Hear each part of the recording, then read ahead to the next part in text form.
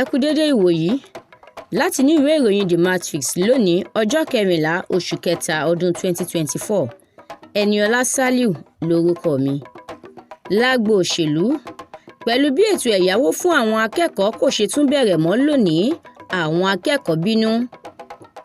Ìdí pàtàkì tí wọ́n fi dájọ́ sí fojú hàn torí ààrẹ ti sọ tẹ́lẹ̀ pé kò sí ohun tó lè dá dúró.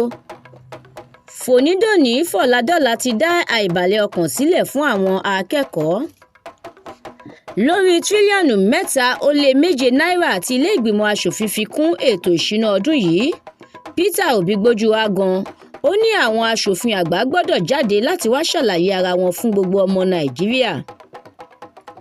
Ààrẹ Tinubu ti búra láti má san owó kankan bó ti wù kó kéré mọ́ fún àwọn ajínigbé pamọ́ gbowó kankan kí wọ́n tó fi àwọn tó wà lákàtà wọn sílẹ̀.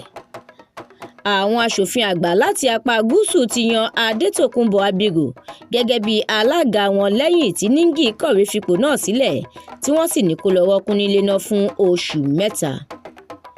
Ènìyàn 11 ní ọwọ́ ọlọ́pàá IGBA tẹ̀. Ẹ̀sùn tí wọ́n fi kàn wọ́n ni pé wọ́n ń jẹun níta gbangba lásìkò ààwẹ̀ Ramadan. Tinubu ti gbé ìgbésẹ̀ ní ìbámu pẹ̀lú ìlànà àjọ ECOWAS.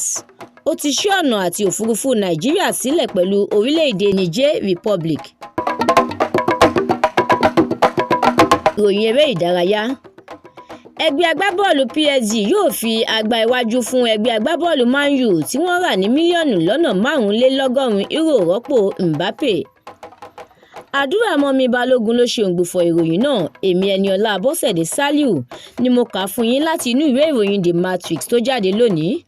Ẹ darapọ̀ mọ́ wa lórí Facebook, TikTok, Instagram, YouTube àti X láti jẹ̀gbádùn àwọn ìròyìn lọ́lọ́kan-ò-jọ̀kan síwájú sí i. Òní á sàn wá o.